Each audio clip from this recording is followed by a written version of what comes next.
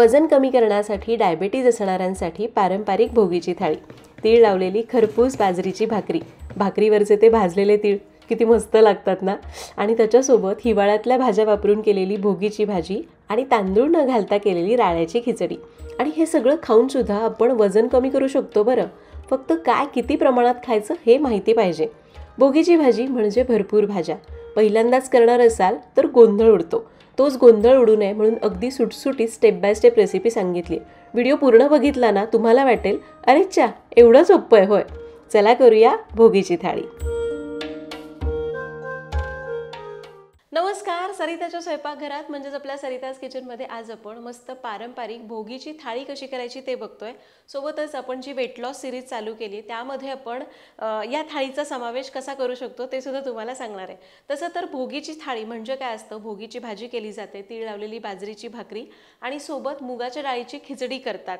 पण इथं आपण वेट लॉससाठी करतोय. भात तर खाल्ला जात नाही म्हणजे तांदूळ, पण आज आपण इथं राळ्याच्या तांदळाची मुगाच्या डाळीची खिचडी करणार आहोत. खरं तर काही भागांमध्ये, खरं तर आमच्या घरी संक्रांतीला म्हणजे भोगीला राळ्याच्या भाताचा नैवेद्य असतो, त्याच्यावर साखर आणि भात घेऊन खाल्ला जातो. पण तसं न करता आज आपण राळ्याच्या तांदळाची खिचडी करतोय. खूप सोपी रेसिपी आहे. रेसिपीला सुरुवात करूया.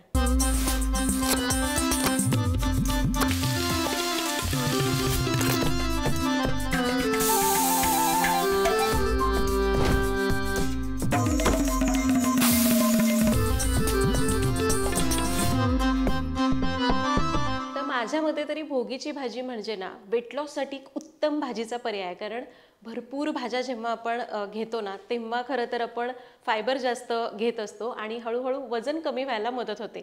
भोगीची भाजी याच्यापेक्षा उत्तम पर्याय काय असू शकतो. फक्त इथं मी काय केलंय, ज्या गोष्टी वेट लॉसमध्ये खाल्ल्या जात नाहीत त्या काढून टाकल्यात. जसं की बटाटा चालत नाही तर ते मी इथं वापरत नाही आहे. पण तसंही आपल्या पारंपरिक एकदम जुनी पारंपरिक पद्धत बघितली तर बटाटा या भाजीमध्ये घातला जात नाही. आता बऱ्याच जणांना भोगीची भाजी करत असताना कोणकोणत्या भाज्या घ्यायच्या ते स्टेप बाय स्टेप अगदी सुटसुटीत मी सांगितलंय. त्यामुळे तुम्ही व्यवस्थित व्हिडिओ बघितला तर तुम्हाला भोगीची भाजी करताना काहीच अवघड वाटणार नाही. त्यामुळे व्हिडिओला लाईक नक्की करा. आता या भाजीसाठी पालेभाज्या, शेंगभाज्या, फळभाज्या, काही रानमेवा वापरला जातो, वाटण केलं जातं आणि काही मसाले वापरले जातात. ते आता तुम्हाला व्यवस्थित वर्गीकरण करून सांगते. तर पहिल्यांदा बघूयात की शेंगभाज्यांमध्ये आपल्याला काय काय घ्यायचं आहे. तर सगळ्या थंडीमध्ये येणाऱ्या भाज्या इथं वापरतात.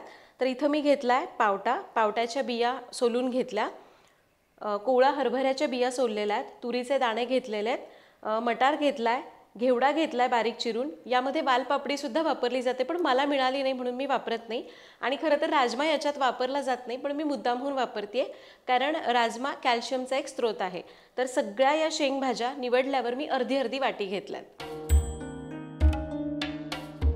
आता पालेभाज्या, पालेभाज्या सुद्धा थंडीत येणाऱ्या वापरल्या जातात. इथं मी घेतलाय चाकवत. हे बघा, चाकवताची पानं ही अशी पातळ असतात, आंबट चुक्याप्रमाणेच पण पातळ असतात. मेथी घेतलेली आहे, पालक घेतलेला आहे, त्यासोबत चंदन बटवा घेतलाय. चंदन बटव्याची पानं बघा ही अशी असतात, थोडा बारीक असतो पण हा जरा मोठा आहे. आणि त्यासोबत आपण घेतलाय आंबट चुका, जो चवीला आंबट असतो. तर या सगळ्या पालेभाज्या मी एक एक कप होतील किंवा एक एक वाटी होतील एवढ्या घेणार आहे. आता फळभाज्या आणि रानमेवा काय काय घ्यायचा.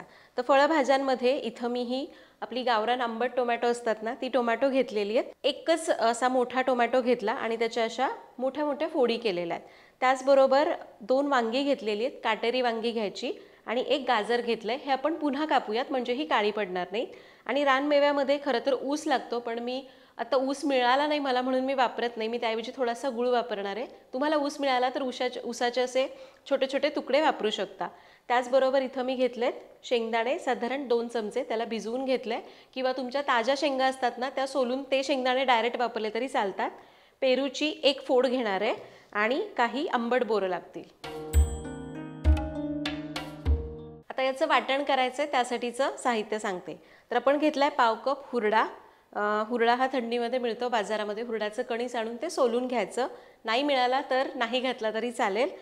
पाव कप हुरडा घेतलाय, पाव कप सुक्या खोबऱ्याचा किस घेतलाय, 2 चमचे पांढरे तीळ, 1 चमचा जिरं, 7 ते 8 लवंग आणि 7 ते 8 काळी मिरी घेतलेली आहे, थोडीशी कोथिंबीर घेतली आहे.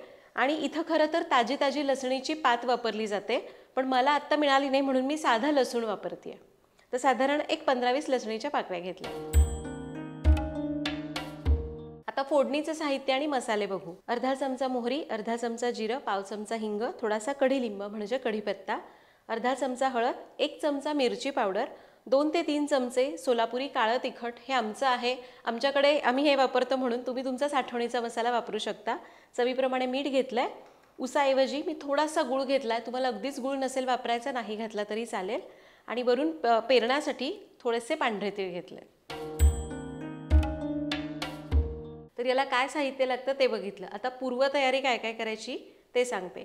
तर आपण ज्या पालेभाज्या घेतल्या होत्या त्याला मी स्वच्छ धुतलं आणि बारीक चिरून घेतलंय. या सगळ्या एकत्र करून घेतल्यात.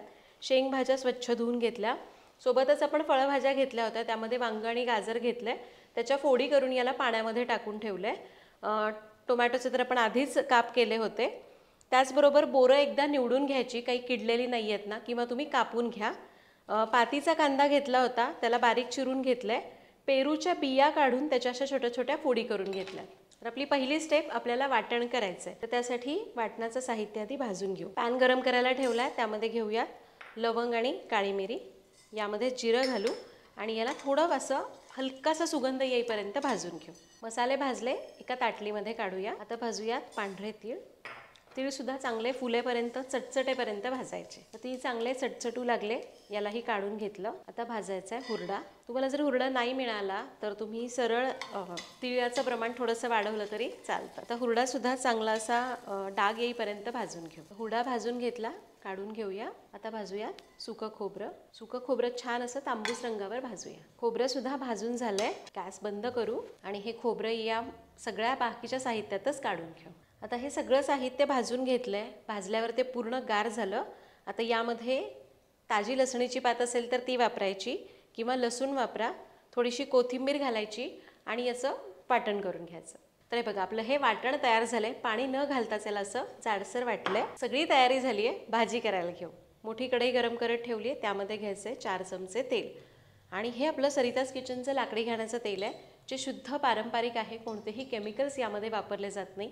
पेट लॉस असेल, डायबेटीज असेल तर त्यांच्यासाठी लाकडी घाण्याची केमिकल प्रक्रिया न केलेली तेलं उत्तम सांगितलेली आहेत. एकदा वापरून बघा. ऑर्डर करण्याची लिंक डिस्क्रिप्शन बॉक्समध्ये दिलेली आहे. आता ही जी भाजी करतोय ती जवळपास 4 ते 5 लोकांना पुरेल एवढी होती आहे. त्यामुळे तेल 4 चमचे घेतलेलं आहे.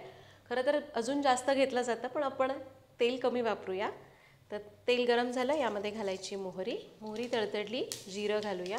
कढीलिंब याला थोडंसं परतलं. आता घालू चिरलेला पातीचा कांदा. पातीचा कांदा सहजच मिळतो, पण नाही मिळाला तर साधा कांदा घालू शकता. बोगीच्या भाजीमध्ये ना त्याच भाज्यांचा वापर केला जातो ज्या भाज्या नुकत्याच ज्या उगवलेल्या असतात, ज्या बाजारामध्ये आलेल्या असतात, ताज्या ताज्या असतात ना, म्हणजे सीझनल भाज्यांचा. आता कांदा मी अगदी 2 मिनिटांसाठी परतला. आता यामध्ये घालायचं आहे तयार केलेलं वाटण. बघा ना, हुरडा म्हणजे ज्वारी त्याच सीझनमध्ये यायला लागलेली असते, जी कोळी कोळी ज्वारी असते, ज्याला हुरडा म्हणतो. त्यानंतर कांद्याची पात आहे, शेंगभाज्या आहेत, या सगळ्या थंडीत मिळतात ना, त्याचा वापर करूनच ही भाजी केली जाते. बघा ना, दुसऱ्या कुठल्याही भाज्या यामध्ये वापरल्या जात नाहीत. आणि असं म्हणलं जातं की आपण भोगीच्या दिवशी ही भोगीची भाजी खाल्ली की वर्षभर निरोगी राहतो. वाटण परतलं. आता घालू पावडर्ड मसाले. हळद, मिरची पावडर, हे आमचं काळं तिखट किंवा तुम्ही जो वापरता तो मसाला. थोडंसं पाणी घालूयात, कारण आपण तेल कमी घातलंय ना, मग मसाले करपू शकतात, म्हणून पाणी घालू आणि 2 मिनिटं परतून घेऊ. तर मसाले आपण परतून घेतले. आता यामध्ये सगळ्या भाज्या घालू. शेंगभाज्या, टोमॅटो, भिजवून घेतलेले शेंगदाणे, बोरं घालायचे आणि पेरू. याला आपण सुरुवातीला मिक्स करून घेऊयात, म्हणजे मसाले खाली करपणार. अरे काय चाललंय. हां, घेऊ. याला आपण सुरुवातीला मिक्स करून घेऊयात, म्हणजे मसाले करपणार नाहीत. सगळ्याला छान मिक्स केलं. आता सगळ्यात शेवटी घालूयात पालेभाज्या. आता या भाज्या मिक्स करत करत एक 2-3 मिनिटांसाठी परतून घेऊयात. या सगळ्या भाज्या छान एकजीव होतील आणि मग आपल्याला याला शिजू घालता येईल. बरेच जण ही भाजी कुकरमध्ये करतात, म्हणजे सगळं सेम करायचं, फक्त शेवटी पाणी घालून 1 शिट्टी करायची. तुम्हाला तसं हवं तर तसं करू शकता.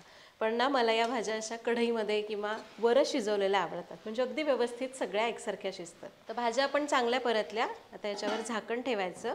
या झाकणावर आपण थोडंसं पाणी घालूयात, म्हणजे भाज्या खाली करपणार नाहीत. आणि याला एक 3-4 मिनिटांची वाफ काढायची आहे. तुम्हाला जर अगदीच वाटलं की भाज्या करपू लागल्या तर मध्ये 1-2 वेळा हलवून घ्या, पण शक्यतो नाही होत कारण आपण याच्यामध्ये पालेभाज्या घातल्यात ना, त्याचं पाणी सुटतं. तर 3-4 मिनटं आपण याला मंद आचेवर ठेवलं आणि हे बघा भाज्यांना आपोआप पाणी सुटलं आहे, मस्त वाफ बसली आहे. आता हे ताटावरचं पाणी गरम झालं आहे ते यामध्ये मी घालते आहे, कारण हे ॲक्च्युली याच्यात खूप पाणी बसत नाही, पण मी ठेवलं.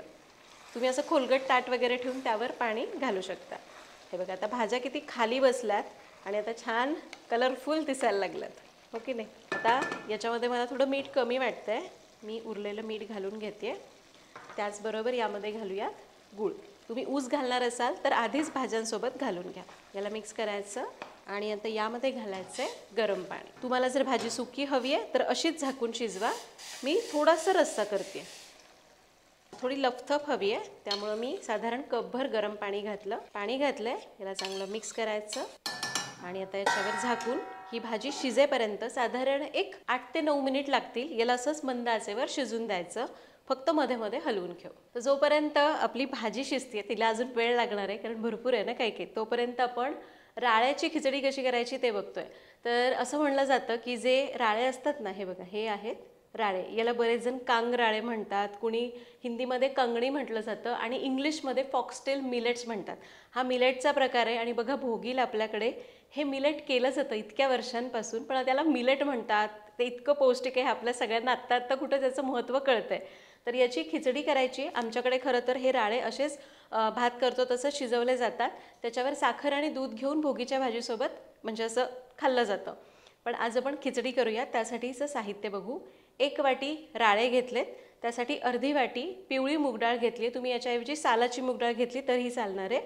1 ते 2 चमचे साजूक तूप, फोडणीसाठी अर्धा चमचा जिरं, पाव चमचा हिंग, थोडासा कढीलिंब, पाव चमचा हळद, चवीप्रमाणे मीठ आणि वरून पेरण्यासाठी कोथिंबीर. कुकर गरम करायला ठेवला आहे, त्यामध्ये घेऊयात 2 चमचे साजूक तूप. तूप तापलंय, यामध्ये घालूया जिरं, हिंग. जिरं छान फुलून द्यायचं बरं का, कारण खिचडीत तेच तर एक महत्त्वाचं इन्ग्रेडियंट्स आहे. कढीलिंब, हळद घालायची, याला मिक्स करूया. आता राळे आणि मुगाची डाळ मी स्वच्छ धुवून घेतली एकत्रच करून. याला मिक्स करूया, 2 मिनिटासाठी परतून घेऊ आणि यामध्ये घालूयात पाणी.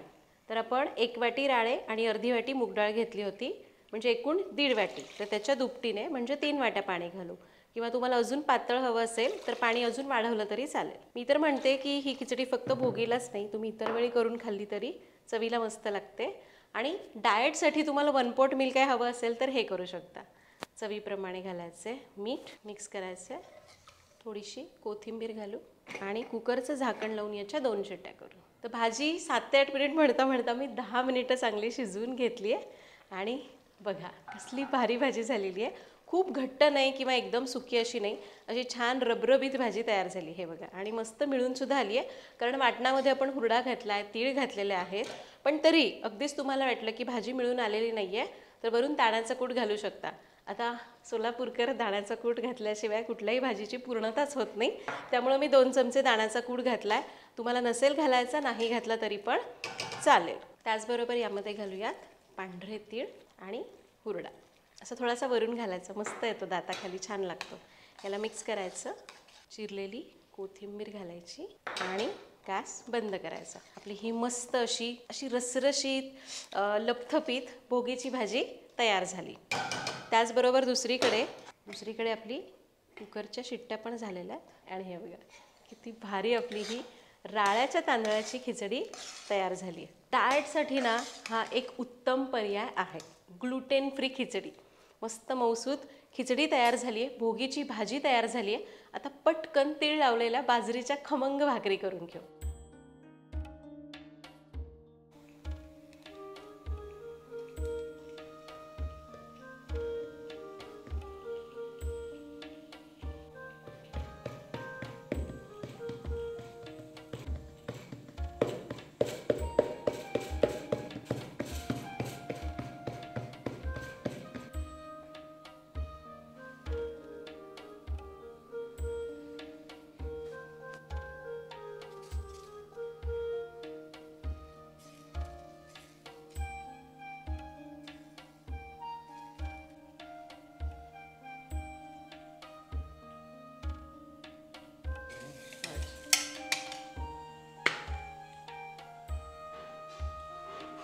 तर इथं आपला सगळा स्वयंपाक तयार झाला आहे आणि आपली ही भोगीची थाळी पूर्ण झालेली आहे, ज्यामध्ये आपण वेट लॉससाठी सुद्धा रेसिपी केलेली आहे, जेणेकरून तुम्हाला जर वजन कमी करताय आणि भोगीची भाजी पण खायची असेल तर या पद्धतीने तुम्ही कॉम्बिनेशन करू शकता.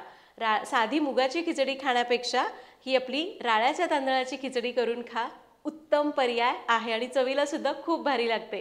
तर आता तुम्ही वेट लॉसमध्ये आहात तर भाकरी थोडीशी कमीच खायची, म्हणजे तुम्ही एक खाता तर अर्धीच भाकरी खा, भरपूर भोगीची भाजी घ्या, त्यासोबत राळ्याच्या तांदळाची खिचडी आणि तोंडी लावणीला भरपूर सलाड, त्यामध्ये ताजी छान अशी लाल चुटूक गाजरं येतात, पातीचा कांदा आहे, काकडी घेऊ शकता, भरपूर फायबर म्हणजे सलाड, त्यानंतर भाज्या आहेतच, शिवाय आपण डाळ वापरली आहे त्यामुळं प्रोटीन मिळालेलं आहे, राळ्याचे तांदूळ मिलेटचा प्रकार वापरलेला आहे.